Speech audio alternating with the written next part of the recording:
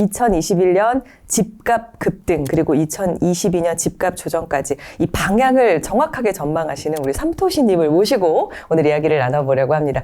삼토시라는 필명으로 네이버 블로그와 여러 카페에 좀 정기적으로 부동산 관련 글을 쓰고 있고 부동산 관련 책도 쓰고 있는 삼토시라고 합니다. 자, 2024년 올 한 해가 좀 어떻게 흘러왔는지 그 진단도 한번 받아보고 싶고 앞으로 2025년 부동산 시장 전망을 또 어떻게 보고 계신지도 한번 들어보고 싶어요. 좀 간단히 말해보면은 2024년은 아무래도 서울 중심으로 말씀드리면 6, 7월에 이제 급등을 했고 현재는 그 급등의 피로감이 누적된 상태라고 판단이 됩니다. 네.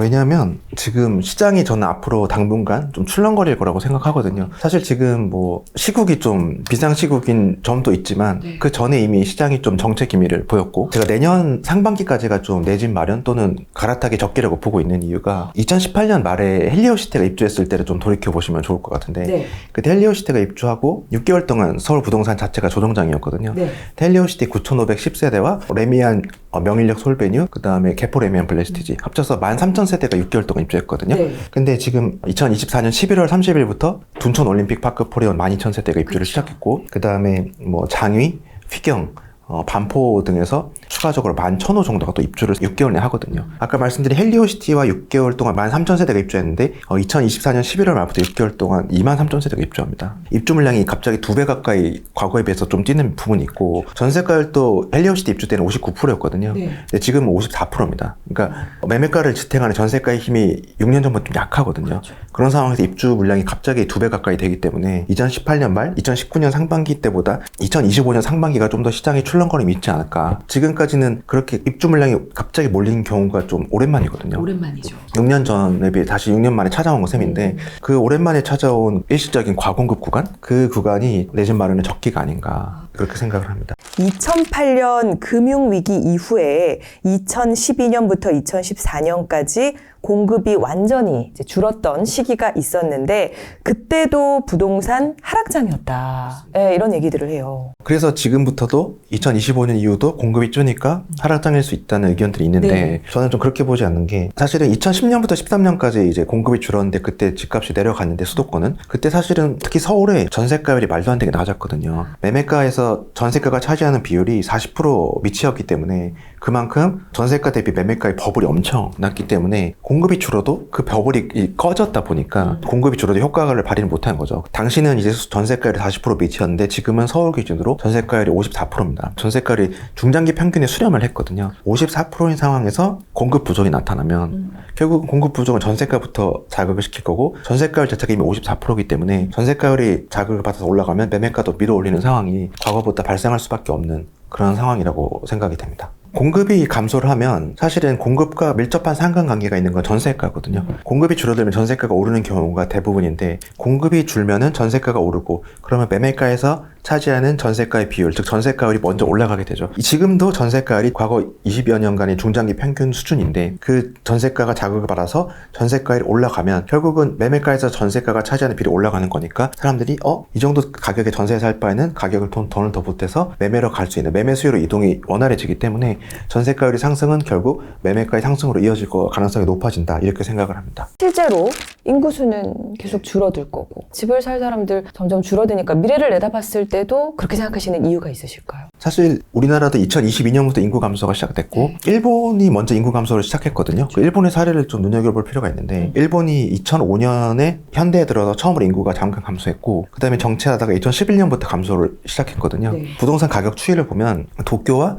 수도권 도시들 간의 가격 차이도 2011년부터 차이도 점점 많이 벌어졌습니다. 그 이유를 돌이켜보면 KB증권에서 얼마 전에 그 2000년 일본 부동산이 2024년 우리에게 알려주는 것 이런 보고서를 냈어요. 그 내용을 보면 결국은 생산 가능이고 일해야 되는 사람이 부양해야 할 대상이 점점 많아지면 이제 세금 지출의 효율성이 되게 중요해지거든요. 부양 대상자, 어떻게 보면 고령자 분들이 흩어져 살면 세금 효율이 너무 떨어지는 거죠.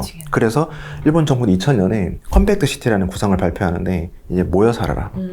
흩어져 있지 말고 모여 살아라. 전국적인 균형 개발을 약간 포기하는, 왜냐하면 전국적으로 다 돈을 뿌릴 수 없는 상황이 되니까 세금이 없어서 모여 살게 하면서 중심지로 이 고밀도 개발을 시작하겠다는 구상을 내놓거든요. 그 말인즉슨 핵심지로 모여 살으라는 뜻이 됩니다.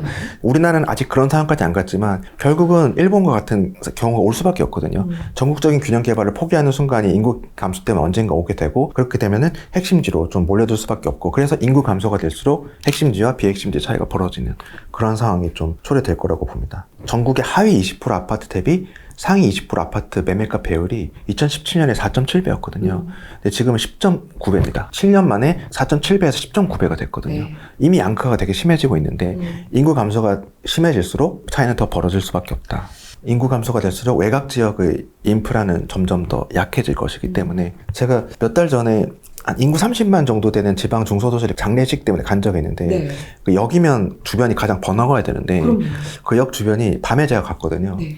이게 네온사인을 보니까 역 주변에 요양병원들이 많이 생겼더라고요. 그 말인즉슨 결국은 도시가 쇠퇴해가고 있는 걸 보여주는 거거든요. 이미 발생하고 있기 때문에 우리나라도 핵심지로의 쏠림 현상이 심해지고 있고 더 심해질 수밖에 없다, 이렇게 좀 판단이 됩니다. 자, 그렇다면은 무주택자나 아니면 집에 있는 1주택자 또 어떻게 대응해야 할지도 궁금합니다. 제가 15년간의 데이터에서 좀 약간 하나 발견한 게 뭐냐면, 수도권 입주 물량이 연간 15만 호보다 미치면 서울의 전세가율이 올랐고요. 수도권의 입주 물량이 15만 호보다 위면 서울의 전세가율이 떨어졌었거든요. 결국 15만 호라는 숫자가 좀 중요하게 다가오는데, 앞으로 입주 물량을 보면은 네. 착공 물량으로 좀 판단을 해보면 2021년에 수도권이 착공이 아파트 기준 23만 6천 호였습니다. 굉장히 많았거든요. 근데 22년에 14만 호, 23년에 10만 2천 호까지 줍니다. 그러니까 반토막 이하로 가는데, 착공해서 3년에 입주한다고 가정하면 2022년에 14만 호는 25년의 입주 물량, 23년 10만 2천 호라는 착공 물량은 26년 입주 물량이라고 봤을 때는 25, 26 그리고 27년까지도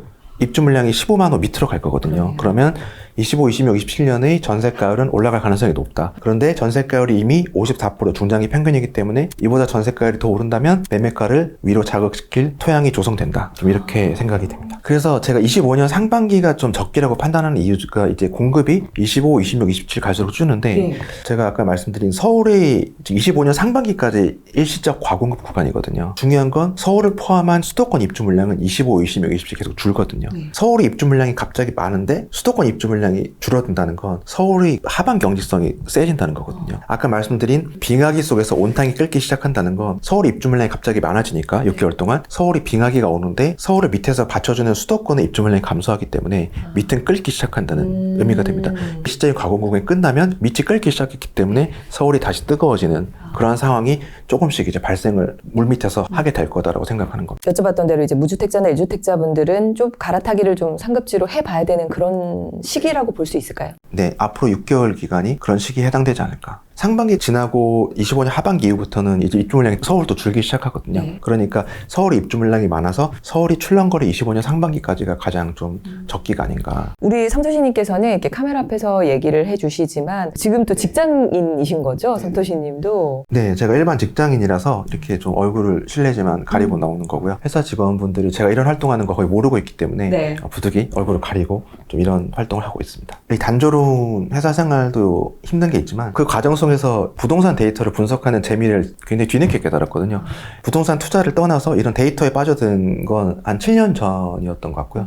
그때부터 굉장히 이 데이터 분석하는 게 저한테는 오히려 힐링이었거든요. 그러니까 저희 아내도 뭐 이런 활동을, 건전한 활동이니까 이런 취미 활동을 용인해 주는 거고, 제가 평일 밤이나 또는 주말에 이런 데이터 분석하는 자체가 제게 좀 굉장히 스트레스 해소, 힐링하는 과정이 되기 때문에 이런 활동을 많은 분들이 일반 직장 다니면서 어떻게 이런 거 하냐 하는데, 아니 그게 아니라 이걸 하니까 일반 직장도 할 수 있는 거다라고 제가 거꾸로 얘기하거든요. 그러니까 즐거워서 하는 거니까 그런 것들 어떻게 보면 재미 붙이는 게 정말 중요한 것 같습니다.